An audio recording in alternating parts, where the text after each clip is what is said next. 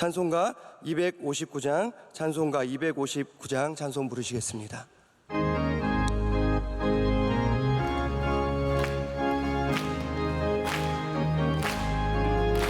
예수 십자가에 흘린 피로써 그대는 씻기어 있는가.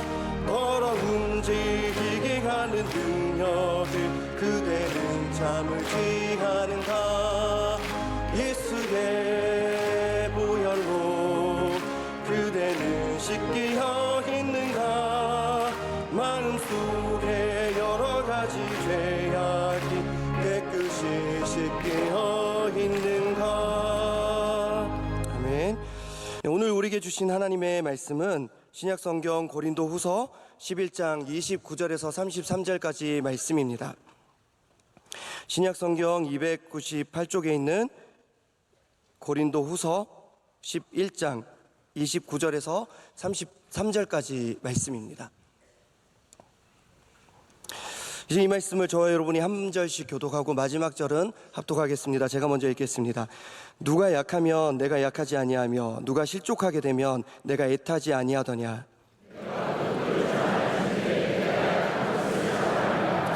주 예수의 아버지 영원히 찬송할 하나님이 내게 거짓말 아니하는 것을 아시느니라.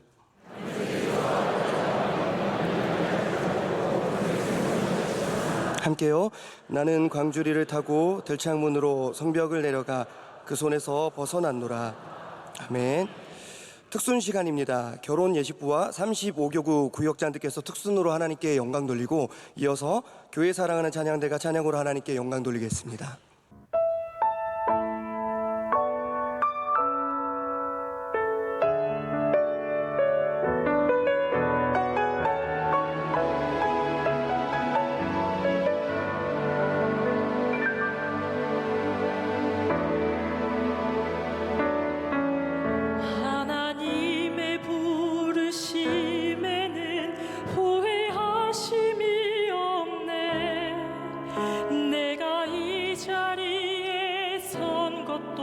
주의 부르심이라. 하나님의 부르심에는 결코 실수가 없네. 나를 부르신 하나님의 진실하심을 믿네. 작은 나를 부르신 뜻을 나는 알 수 없지만 오직 감사와 순종으로 주의 길을 가리라. 때론 내가 연약해져도 주는 날 도우시니 주의 놀라운 그 계획을 나는 믿으며 살리.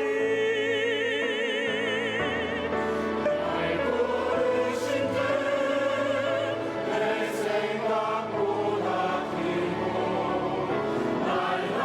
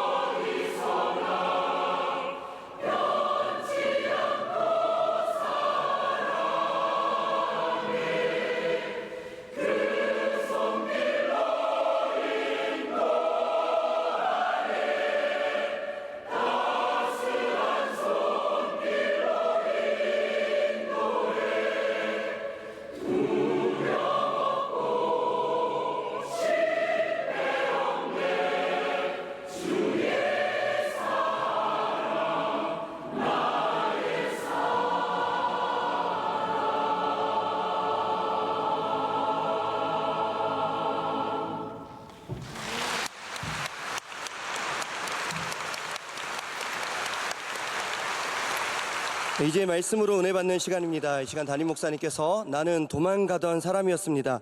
제 말씀 전해 주실 때 모두 큰 은혜 받으시기 바랍니다. 네, 하나님께서 특순과 찬양 통해서 큰 영광 받으신 줄로 믿습니다.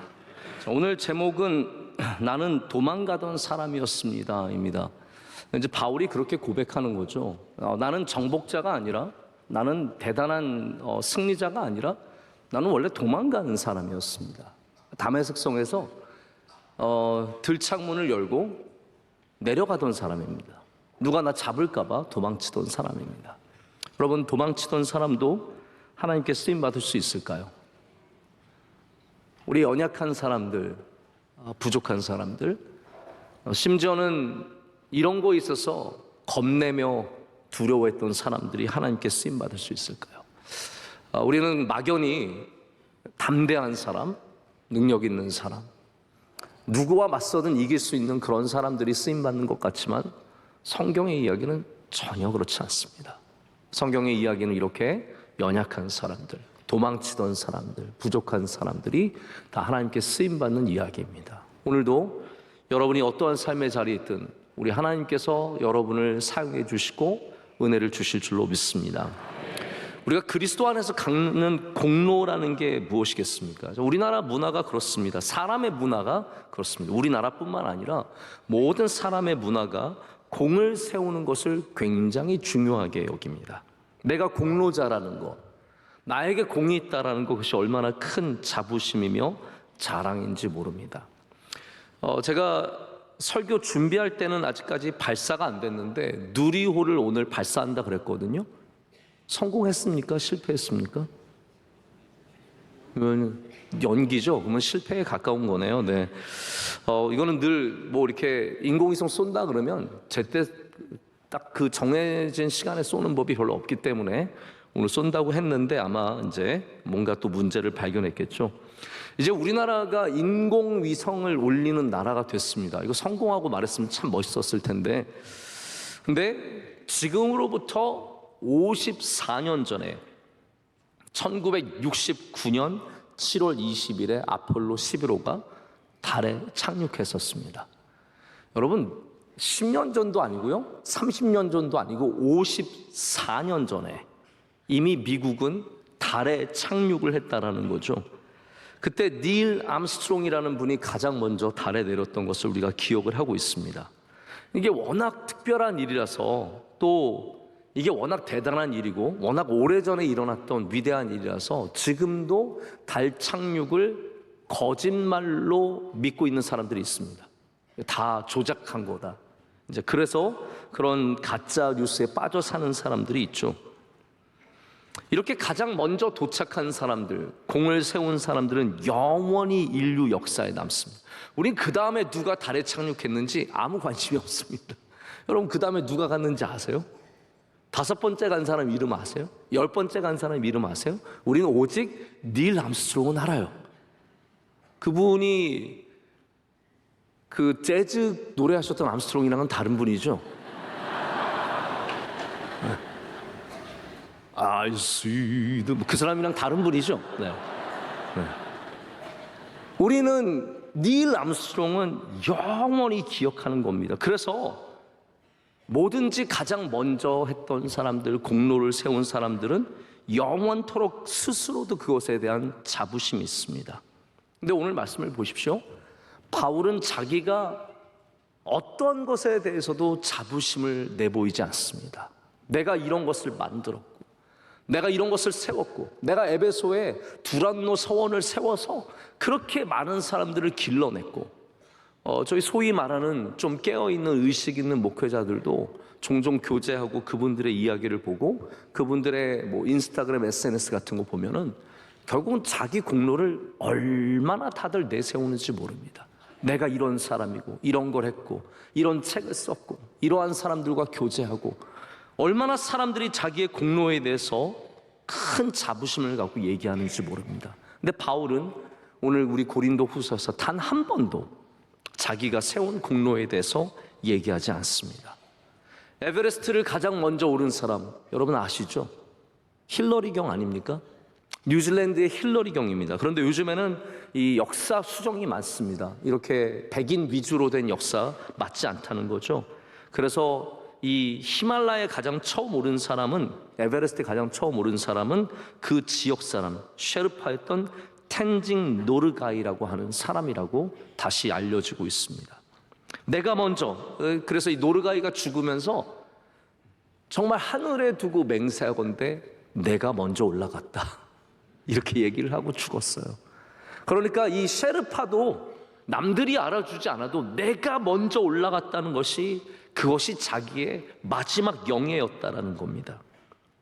우리 명성교회에도 그리스도인들에게도 이런 영예가 있습니다. 이런 자랑들이 있습니다. 누가 더 오래된 교인인가?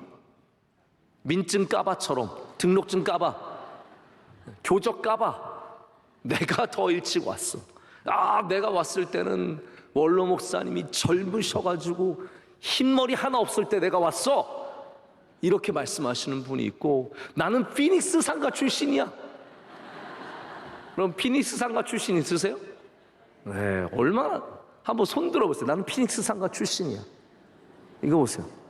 이 공로주의자들 보세요, 다들. 아닙니다. 제가 일부러 그런 겁니다. 네. 피닉스 상가에 구성전부터 계셨던 분들. 나는 구성전에 있었어. 구성전은 얼마 안 됐군요. 들지 마. 양심 있으면 들지 마세요. 기껏 해봤자 12년, 11년인데. 제가 말했던 구성전은 사실은 더 구성전을 말하는 건데 정말 오래됐죠. 저는 아직도 그때, 여러분 제가 제일 오래된 거 아시죠?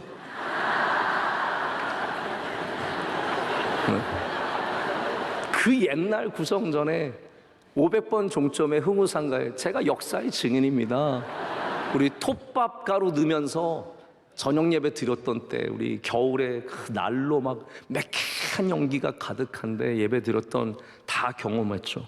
여러분, 그게 무슨 공로입니까? 우리가 자랑해야 할 것은 내가 얼마나 중요한 사람인지, 내가 여기 얼마나 오래 있었는지가 아니라 바로 하나님의 능력밖에 없습니다. 하나님이 우리와 함께 하셨고 우리에게 은혜를 베풀어 주셨고 여기까지 인도해 주셨다라는 것. 그래서 바울의 대적자들과 전혀 반대의 길을 걸어가고 있습니다. 가장 먼저 했던 것, 용감한 사람들, 능력 있는 사람들, 힘 있는 사람들과 비해서 자기는 전혀 다른 이야기를 고백하고 있습니다. 제가 이 말씀을 드리려고 계속해서 이렇게 말씀을 드렸는데요. 32절 말씀을 한번 보실까요?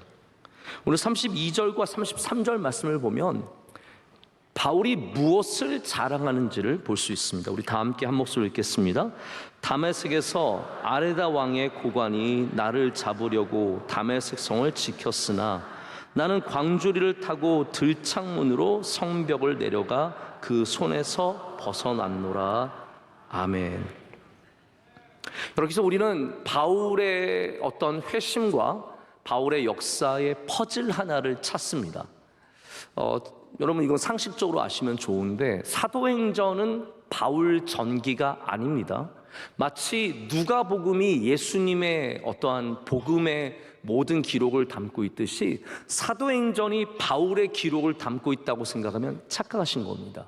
사도행전은 바울의 전기가 아니라 성령의 역사를 기록하고 있는 겁니다. 초대 교회사를 적고 있는 것이죠. 그래서 바울의 어떤 회심과 바울의 역사들은 곳곳에 파편적으로 나뉘어져 있지 한 군데에 다 적혀 있지 않습니다. 그래서 사실은 바울의 역사를 이해하는 것이 웬만큼 교회에 오래 다니고 또 성경 공부를 제대로 하지 않으면 바울의 역사를 잘 이해하시는 분들이 많지 않습니다. 근데 오늘 우리가 찾은 퍼즐은 뭐냐 하면 바울이 다메섹에 갔을 때 어떻게 그 다메섹에서 나와서 아라비아로 갔느냐의 문제입니다. 이 아라비아로 간 것도 사도행전에는 안 나와 있어요. 어디 나와 있습니까? 갈라디아서에 나와 있어요.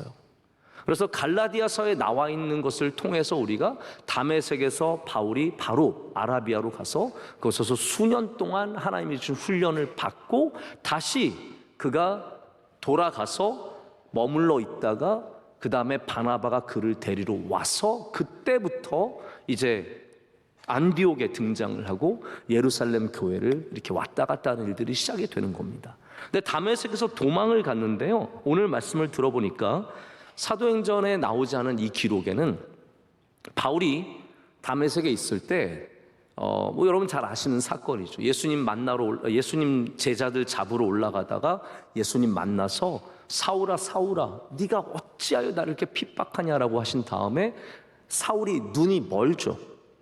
아시죠? 그 다음에 누구에게서 퀴즈 나갑니다. 요즘 오랜만에 퀴즈 목사 등장하겠습니다. 누구에게서 눈 비늘 같은 것이 떨어져 나갔습니까? 아나니아라고 하는 사람에게서 안수를 받고 그가 눈이 회복이 되었습니다. 자, 그 다음에는 우리가 잘 몰랐는데 오늘 말씀을 보니까 이 아레데라고 하는 그 지역의 왕이 많은 사람들, 고관이라고 하지만 결국은 그 왕의 군사죠. 사람들을 보내서 사울을 잡으려고 했습니다. 성을 지켰어요. 성을 지키니까 나갈 데가 없지 않습니까? 그래서 선택한 것이 뭐였냐면 들창문. 이 들창문이라는 말은 어떤 뜻이냐면 이렇게 드는 창문이란 뜻도 되지만 벽 위에 있는 아주 작은 창문을 들창문이라고 합니다. 여러분, 멋지게 문으로 나간 것도 아니고요, 큰 창문으로 나간 것도 아니고 사람이 겨우 빠져나갈 만한 들창문으로 몸을, 이게 왜 그랬어요? 살려고 구차하게 살려고 그 들창문으로 비집고 나가서 광주리를 타고 내려갔다는 얘기를, 여기 이 부끄러운 얘기를 바울이 서슴지 않고 오히려 약함을 자랑한다고 하면서 말하고 있습니다. 지금 다메섹에서 도망한 것이 자랑입니까? 사실 이거 약간은 남자로서 부끄러운 고백입니다. 그런데 바울이 왜 이 이야기를 하겠습니까? 자, 여기부터 여러분이 좀 잘 들으시면 좋은 내용이 나옵니다. 왜냐하면 로마 시대에 가장 영예로운 공로, 가장 용감한 사람, 가장 대단한 사람들은 누구였냐면 군인들 중에 적군과 싸울 때 그 성벽을 가장 먼저 올라가는 사람이 영웅이 되는 겁니다. 자, 이해가 되십니까? 로마 군인들 가운데는 성벽을 가장 먼저 올라간 사람, 전투할 때 성벽을 가장 먼저 올라간 사람을 영웅으로 칩니다. 근데 지금 바울은 뭐라 그랬어요? 자기는 성벽을 올라간 게 아니에요. 성벽에서 내려와서 도망갔대요. 그러니까 이거는 아주 대비적으로 자기가 그냥 부족한 정도를 말하는 것이 아니라 형편없이 부족하다는 것을, 아주 이렇게 부끄러운 일을 털어놓고 있는 겁니다. 제가 하나 준비한 자료를 보여드릴게요. 이 자료는 바로 이제 코로나 무랄리스라고 하는 성벽의 관. 여러분, 우리 코로나 바이러스 기억나세요? 코로나 바이러스가 왜 코로나 바이러스입니까? 바이러스의 모양이 그 스파이크가 왕관처럼 생겨서 코로나 바이러스로 부르는 거예요. 그래서 지금 뭐 여러분 아시겠지만 이번에 영국 왕이 대관식했는데 대관식을 코로네이션이라고 합니다. 그래서 이 코로나는 다 관을 의미하는 거예요. 무랄리스는 무슨 말이냐면 무랄이라고 하는 이 성벽, 벽을 말하고 있습니다. 그래서 로마 군인이 저 동전에 나와 있는 그 모양, 빨간 표시 보이십니까? 빨간 표시, 저거 제가 그린 거예요? 네, 빨간 표시가 바로 성벽처럼 생겼죠? 성벽 모양으로 만든 관입니다. 그러니까 로마의 군인들 중에서 전투가 시작이 되면 사람들이 성벽을 올라갑니다. 위에서 화살이 쏟아지고 뜨거운 물을 붓고 창을 던지고 별의별 방법, 돌을 던지고 별의별 방법으로 못 올라오게 하는데 그것을 기필코 뚫고 올라가는 사람이 있어요. 가장 먼저 올라가는 사람, 그 사람은 이 코로나 무랄리스라고 하는 관을 받게 되는 겁니다. 그래서 그 사람이 그 전쟁의 영웅이에요. 그 사람이 사람들의 그 다 죽어가는 중에 가장 먼저 올라가서 그 사람들을 다시 정리하고 사람들을 끌어올리고, 그래서 결국은 이 모든 전술이 발휘될 수 있도록, 결국은 전쟁에 승리할 수 있도록 돕는 사람이기 때문에 최고의 군인에게 주는 상은 코로나 모랄레스입니다. 근데 여기 바울은 지금 뭘 자랑하고 있습니까? 성벽에 올라갔다가 아니라 자기는 성벽을 내려왔다는 거예요. 이게 얼마나 부끄러운 일이며 사람들 앞에 감추고 싶은 얘기겠습니까? 그는 용맹하게 올라간 사람이 아니라 도망간 사람입니다. 여러분, 우리가 대부분 도망간 사람을 겁쟁이라고 하지 않습니까? 겁쟁이들. 여러분, 한번 들어보신 이야기겠지만 예전에 이필삼 목사님이 우리 교회에 있으실 때 그런 얘기를 해주신 적이 있어요. 고등학교 때인지 중학교 때인지 그 반에, 목사님 반에 굉장히 잘 싸운 애가 있었는데 자꾸 소란스럽게 하고 애들 괴롭히고 그랬다는 거예요. 그래서 목사님이 정의로운 마음에 그러지 말라고 화를 냈다는 거예요. 그랬더니 그 싸움 잘하는 애가 가까이 오더니 너 수업 끝나고 남아 그랬어요. 그때 이필삼 목사님이, 물론 이필삼 목사님이 키도 크고 그러니까 뭐 해볼 수 있겠죠. 근데 이 목사님이 뭐라고 말씀했는지 아십니까? 싫어 그랬어요. 싫어. 너 수업 끝나고 남아. 싫어. 그래서 정리됐대요. 싸움도 안 하고. 너무 기가 막힌 거 아닙니까? 너 남아. 싫어. 여러분, 이거 꼭 배우시기를 축복합니다. 차 내려. 싫어. 누가 지나가다가 막 시비 걸다가, 막 여자분들은 시비 거는 남자들이 많잖아요. 지나가면서 막 빵빵하고 막 소리 지르고, 그럴 때 여러분 시비에 걸리지 마세요. 나오라 그러면 절대로 나가지 마세요. 싫어, 안 나갈 건데 내가 왜 나가 그러면서 그러세요. 거기 뭐하러 따라 나가가지고 같이 뭐 멱살 잡고 뭐하러 서로 욕하고 그럽니까? 우리는 겁쟁이가 되기 싫어서, 사람들 앞에 멋지게 보이고 싶어서 쓸데없는 싸움에 휘말릴 때도 많고, 우리의 힘을 자랑하기 위해서 사실은 우리가 맡지 않아야 하는 나쁜 일들도 맡게 되는 일들이 있습니다. 이 시대는 도망하는 것을 부끄럽게 여깁니다. 그런데 우리는 오늘 여기서 바울의 도망의 이야기를 보게 됩니다. 우리는 그래서 왜 성경에 이런 도망의 이야기가 있는지, 왜 이 약함의 자랑 속에 하나님께서 어떠한 말씀을 우리에게 주시는지를 생각해 봐야 합니다. 약함의 자랑이 어떤 것을 의미합니까? 제가 그냥 나열해서 말씀드리기. 첫 번째는 하나님께 능력이 있다는 근본적인 고백입니다. 두 번째는 그리스도 안에서 변화의 능력이 있다는 고백입니다. 세 번째는 그렇기 때문에 우리는 약함 속에서도 소망할 수 있고 기대할 수 있다는 뜻입니다. 이것이 바로 바울이 약함을 자랑하는 이유입니다. 성경에 이런 수많은 도망간 사람들의 이야기가 나옵니다. 도망간 사람의 대표적인 예는 모세입니다. 모세는 자기의 동족이 괴롭힘을 하는 것을 보고 나서 한 번 열이 받아서 이집트 사람을 쳤죠. 그 사람이 죽었습니다. 그 후로는 도망갔습니다. 도망가서 얼마나 깊숙이 도망갔는지 세상과 완전히 끊어져서 40년 동안을 세상과 끊고 살았습니다. 그런데 하나님께서, 자, 여러분이 하나님이시라면 누구를 선택해서 400년 넘도록 노예 생활한 이스라엘 민족을 구출해 내시겠습니까? 여러분, 제가 하나님이라면 40년 동안 도망 다니던 모세는 후보에 올라가지도 않습니다.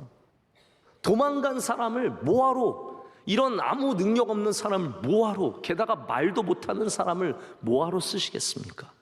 근데 하나님께서는 이 400년 넘도록 종살이하던 이스라엘을 구원하시기 위해서 도망자 모세를 택하십니다. 도망했던 사람, 부끄러움이 많은 사람, 숨어서 살던 사람을 주님께서는 택하셔서 그를 통해서 하나님의 위대한 역사를 이루십니다. 여러분, 중요한 건 무엇입니까? 나의 위대한 역사가 아니라 하나님의 위대한 역사가 이루어진다는 것이죠. 우리가 우리의 힘으로만 살려고 할 때 우리는 우리의 역사만 이루게 됩니다. 그러나 약하지만 하나님의 은혜를 붙잡고 살면 하나님의 역사를 보게 됩니다. 그래서 모세는 자기를 자랑할 수가 없었어요. 여러분, 모세의 기록들을 보십시오. 모세가 자기를 자랑한 게 있습니까? 모세가 내가 얼마나 훌륭했는지를 말한 적이 있습니까? 자기가 남들에 비해서 얼마나 더 뛰어난 지도자였는지를 말한 적이 있냐라는 말이에요. 없습니다. 그의 누인 미리암이 도전할 때도 모세는 별말 못했습니다. 사람들이 대적하고 일어설 때마다 모세는 아무 말도 할 수 없었습니다. 근데 하나님께서는 이 도망자 모세를 통해서 이스라엘을 구원하시고 하나님의 말씀을 우리에게 주셨습니다. 여러분, 그래서 하나님의 말씀이 전해지는 방식은 달변가와 위대한 영웅들을 통해서가 아니라 연약한 자들을 통해서라는 것을 꼭 아셔야 됩니다. 실패자를 통해서, 연약한 사람을 통해서, 말 못하는 사람을 통해서, 오직 하나님을 순종하는 사람을 통해서 하나님의 말씀이 전달되는 줄로 믿습니다. 제가 어제 우리 사마리아 퍼스 대표와 좀 통화를 했어요. 이제 저와 계속해서 연락을 자주 하시는 분이신데 통화를 했는데 여러분 아시겠지만 이번에 프랭클린 그레함이라고 하는 빌리 그레함 목사님 아드님이 지금 전도 대회를 하시기 위해서 이제 한국에 오십니다. 근데 뭐 제가 원해서가 아니라 어찌 하다 보니까 이제 제가 통역을 하게 되었는데 그래서 제가 좀 걱정이 되는 거예요. 이분 통역을 잘할 수 있을까? 그래서 제가 어저께 좀 물어봤어요. 어떠냐? 그랬더니 저도 이제 그분 설교를 몇 번 들으면서 공부를 했죠. 근데 저도 들어보니까 말씀이 은혜로운데 굉장히 단순한 거예요. 아주 복음적이고 그 외에는 다른 얘기가 별로 없고 신학적인 얘기는 하나도 안 해요. 그냥 오직 예수님이 구원이시다. 우리는 죄인이다. 예수님 없이는 구원이라는 게 없다. 아주 단순한 얘기들 하셔서 하나님 저에게 평안을 주고 계세요. 근데 이분이 또 우리 한국 수준을 갑자기 높이 봐가지고 갑자기 원고 없이 다른 얘기를 막 하실까봐 걱정이 되는데, 그래서 제가 물어봤더니 그런 얘기를 하더라고요. 이 프랭클린 그레함 목사님도 그런 얘기를 한대요. 빌리 그레함 목사님의 달변, 그 아름다운 언어와 그 모든 말씀의 능력들은 자기가 하나도 못 받았다는 거예요. 그 누나인 앤 그레함이 다 받아갔고 자기는 하나도 못 받았대요.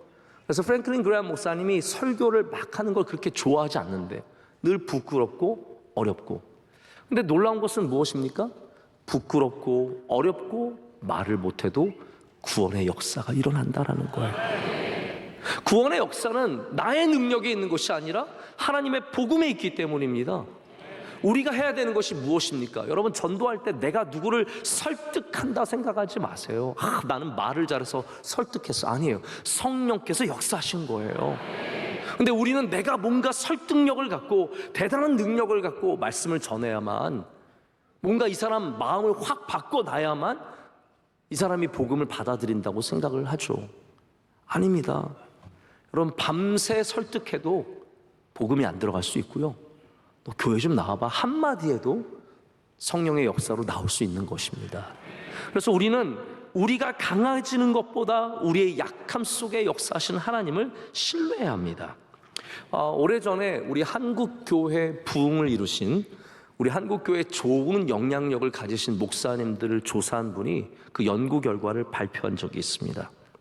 그 당시 우리나라 최고의 목사님들 하면 한경직 목사님, 또 김창인 목사님, 저 충현교회, 이런 다양한 분들이 한국교회를 이끌고 나가실 텐데, 그때 그 조사하시던 분이 여러분들을 조사하시면서 찾은 공통점이 있었대요.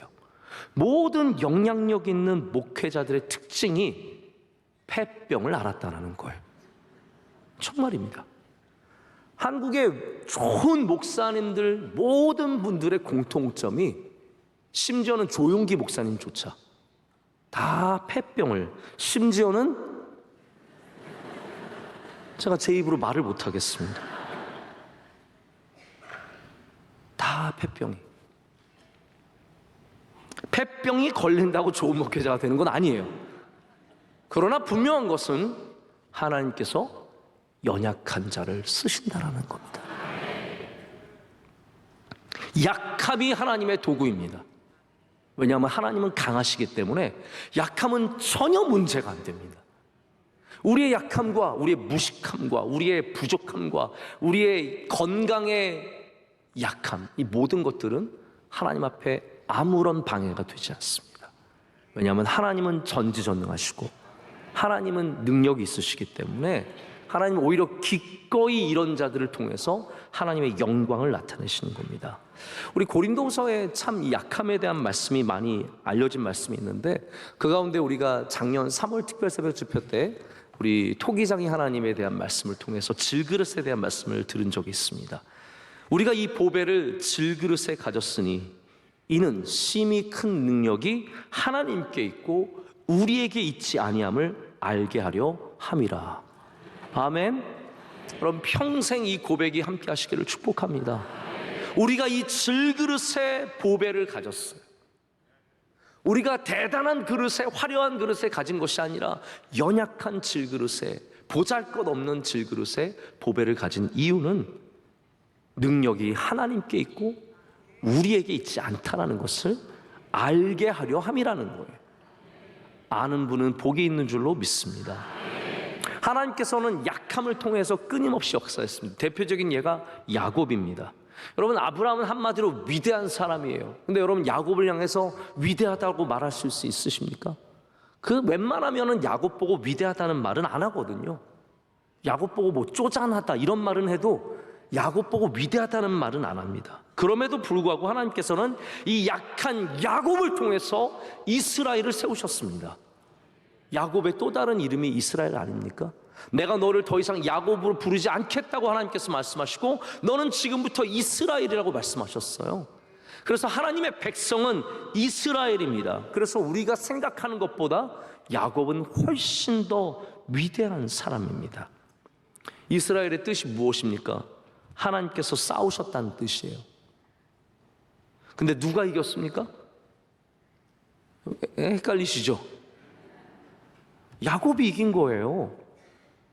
야곱이 힘으로 이긴 게 아니라 하나님이 져주셨죠. 근데 하나님이 져주셨기 때문에 그래서 야곱의 소원을 들어주시는 거거든요. 하나님은 져주실 수 있는 분이세요. 하나님은 약해지실 수 있는 분이세요. 누가 못 져주냐면요, 죽어도 이겨야 하는 사람들이 있거든요. 그 사람들 보면 뭔가 콤플렉스가 있는 사람들이고 뭔가 마음에 상처가 있는 사람들이고 그리고 그 마음에 평안이 없기 때문에 다 이기려고 하는 거예요. 자기 아들도 이기려고 하는 사람, 가위바위보에서 아들한테 이긴 다음에 신나가지고 좋아하는 사람 있어요. 100m 뛰기 하고 막 아들 이긴 다음에 막 좋아하는 사람. 이기는 게 당연할 때는 져줄 줄도 알아야죠, 여러분. 가정의 평안을 위해서 져줄 줄도 알아야죠. 하나님은 넉넉히 져주실 수 있는 분이십니다. 약함을 통해서, 하나님의 약해지심을 통해서도 역사하시기 때문이에요. 그래서 예수님께서도 이 땅에 오셔서 마치 지는 것처럼 십자가에 달리셨습니다. 누가 봐도 진 거예요. 누가 봐도 사탄한테 진 것 같고 누가 봐도 로마한테 진 것 같지만 여러분, 그 지신 것은 지신 게 아니었습니다. 그게 승리였습니다. 약함이 승리였습니다. 이게 기독교의 진리라는 거예요. 예수님은 연한 승 같았고 양 같았어요. 어린 양같이 이 땅에 오셔서 우리를 위해 잡히시고 죽으셨습니다. 그 십자가의 사건, 바로 그 사건이 우리 모두의 승리가 되는 것입니다. 여러분, 기독교는 약함이 승리입니다. 그래서 여러분, 교회는 반드시 양떼가 되어야 합니다. 할렐루야. 우리 한번 따라해볼까요? 우리는 양떼입니다. 여러분, 우리가 모였을 때 양떼입니까? 늑대 무리입니까? 우리는 양떼가 되어야 돼요. 교인들이 모였는데 늑대 같으면 그 문제가 있는 겁니다. 교인들이 모여서 늑대처럼 뭔가를 잡아먹으려고 사납게 일을 하면서 그러면 늑대같이 하고 귀신같이 제가 굴었는데, 여러분, 절대로 그러면 안 됩니다. 그리스도인들이 항상 양 같은 사람들이 되어야 합니다. 우리가 늑대가 되어서 이겨서는 안 됩니다. 우리는 양인데 우리의 목자가 예수 그리스도이기 때문에 이기는 겁니다. 할렐루야. 우리가 양떼로 남아 있으면 목자 되신 주님께서 우리를 승리하게 하십니다. 걱정하실 거 하나도 없어요. 이리가 오면은 목자가 물리쳐 주시고, 사자가 와도 물리쳐 주시고, 호랑이가 와도 물리쳐 주시고, 뭐가 와도 물리쳐 주세요. 근데 우리가 늑대가 되어서 이 문제를 해결하려고 그러는 거예요. 우리의 발톱을 기르고 우리의 송곳니를 더 길게 해서 더 사나운 존재가 되어서 더 무서운 존재가 되어서 그래서 문제를 해결하려고 합니다. 여러분, 그것은 성경적인 방법이 아닙니다. 교회가 힘이 있기 위해서는 공룡이 되는 것이 아니라 양떼가 되어야 합니다. 그러면 목자 되신 주님께서 반드시 우리로 승리하게 하실 줄로 믿습니다. 기독교는 약함을 자랑하는 종교입니다. 제가 종교라는 말이 가끔 써서 죄송한데 달리 좀 할 표현이 없어서 쓸 뿐이지 저는 우리가 종교가 아닌 진리라고 믿습니다. 그런데 기독교는 약함을 붙잡아야 기독교가 되는 겁니다. 우리가 남들에게 힘을 자랑하고 권위를 자랑하고 돈을 자랑하고 숫자를 자랑하면 더 이상 그것은 기독교가 아닙니다. 우리는 오직 예수 그리스도만 자랑하고, 우리 어제도 목사님께서 십자가만 자랑하신다고 말씀하셨는데, 여러분, 우리가 자랑해야 할 것은 예수 그리스도밖에 없습니다. 십자가밖에 없습니다. 나머지는 약해지셔도 돼요. 약함을 자랑하면 그것이 우리의 능력이 됩니다. 제가 요즘에 가끔 유튜브 보면은 배우 중에 권오중이라고 하는 배우가 계세요. 혹시 아세요? 네, 권오중 배우가 아들이 하나 있는데 이 친구가 자폐입니다. 근데 이 아들이랑 같이 찬양하는 거 올려놨어요. 근데 진짜 못 불러요.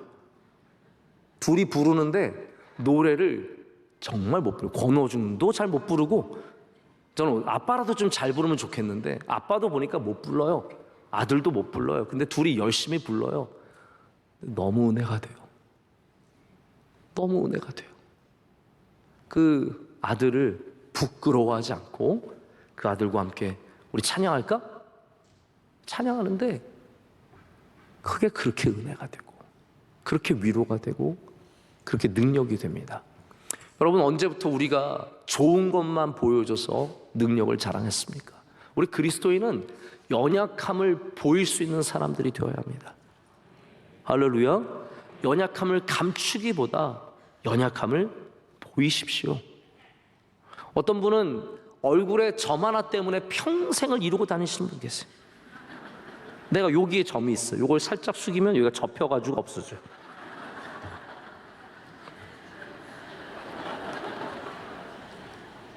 저희 셋째 막내가 점이 이 인중에 딱 하나가 있고 턱에 하나가 있는데, 저희 아들이 엄마, 난 왜 점이 있어? 그러는 거예요. 이게 싫은 거예요. 그래서 제가 얘기해 줬어요. 나중에 빼줄 테니까 지금 감사하게 살아. 나중에 진짜 빼줄지 안 빼줄지 모르겠지만, 여러분, 사람은 조그만 부끄러운 것이 있으면 감추려고 하고 안 보이려고 하고, 우리 그리스도인들은 하나님이 우리에게 허락하신 약함을 하나님의 뜻으로 받아들이고 그것을 통해서 하나님의 영광을 나타내는 사람들이 되어야 합니다. 그렇기 때문에 어떤 연약함을 갖고 계셔도 여러분, 하나님이 주신 은혜로 받아들이시면 그것이 여러분의 강함이 될 줄로 믿습니다. 금식은 우리의 몸을 약하게 합니다. 근데 그 약함을 통해서 하나님의 능력을 경험합니다. 왜 기독교가 약함의 종교입니까? 모든 것들이 우리를 약하게 해요. 우리가 기도할수록 우리는 부드러워집니다. 약해져요. 그런데 그래서 우리는 강해지는 겁니다. 기도와 많이 하신 분들을 만나면 평안함이 있습니다. 부드러움이 있습니다. 기도하지 않고 야망만 있는 분들 만나면 불안하고 두렵고 걱정이 듭니다. 그분들이 갖고 있는 야망의 언어들이 굉장히 부담스럽게 다가옵니다. 여러분, 기도하시길 축복합니다. 기도하면 우리는 하나님 앞에서 약해질 수 있습니다. 그럼 하나님의 강함을 반드시 누리게 됩니다. 여러분, 우리가 주일을 섬기는 것은 우리를 약하게 하는 겁니다. 안식일을 섬길 때 우리는 경제적으로 다른 사람들에 비해서 약해집니다. 남들이 일할 때 일하지 않는 것, 남들이 놀러 갈 때 놀러 가지 않는 것, 남들이 공부할 때 다 중고등학생들 학원 가서 하루 종일 주일 공부할 때 우리 아이들이 주일 예배 나오고 제자학교 나오고 저녁 예배 나올 때 우리가 경쟁에서 뒤처지고 약해지는 것 같지만 그 아이들이 승리하는 삶을 살게 되는 겁니다. 여러분, 언제부터 우리가 옛날 세상 사람과 똑같이 강해져서 승리했습니까? 왜 우리 똑같은 그 길로 가려고 할까요? 학원 하나라도 빠지면 세상 큰일 날 것처럼 생각을 하며 살까요?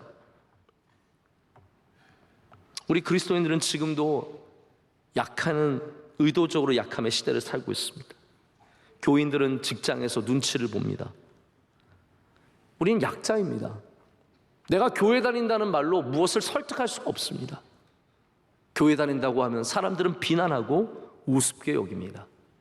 여러분, 약하십니까? 괜찮습니다. 거기에 능력이 있고 은혜가 있는 줄로 믿습니다. 남들이 우리를 그렇게 여길 때 그거를 받아들이세요. 괜찮습니다. 하나님이 함께 하시면 우리 넉넉히 이겨낼 줄로 믿습니다. 말씀을 맺습니다. 초등학생들이 종종 답안지에 기발한 답을 쓰는 걸로 유명하죠. 제가 이런 글을 봤습니다. 술을 먹고 길거리에서 소리를 지르고 노래를 부르는 것을 4글자 마지막에 가 뭐라고 부릅니까? 고성방가 아닙니까? 어떤 초등학생이 답안지에 이렇게 썼다고 합니다. 아빠인가?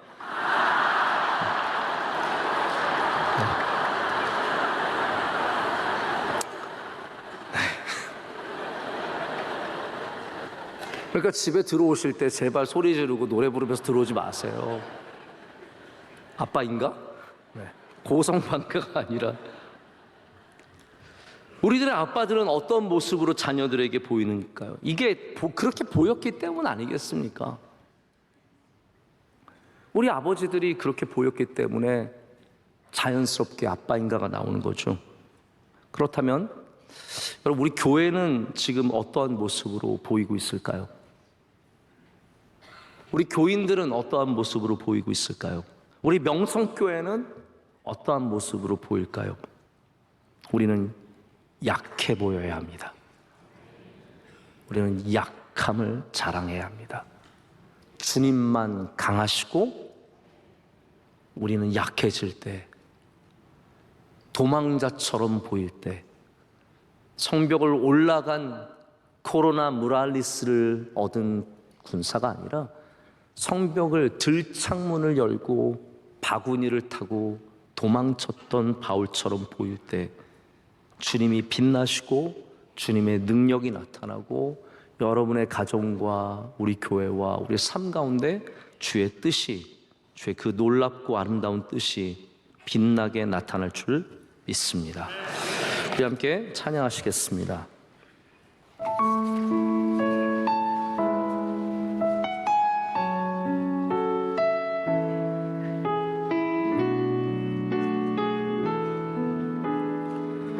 주여, 우린 연약합니다. 주여, 이제는 우리 주 예수 그리스도의 크신 은혜와 하나님 아버지의 영원하신 사랑과 성령님의 함께하시며 임재하심이 주의 은혜를 연약하지만 붙잡고 그 은혜를 오로지 의지하며 나아가는 주의 모든 사랑하는 성도들에게 이제로부터 영원토록 함께하시기를 간절히 축원하옵나이다. 아멘.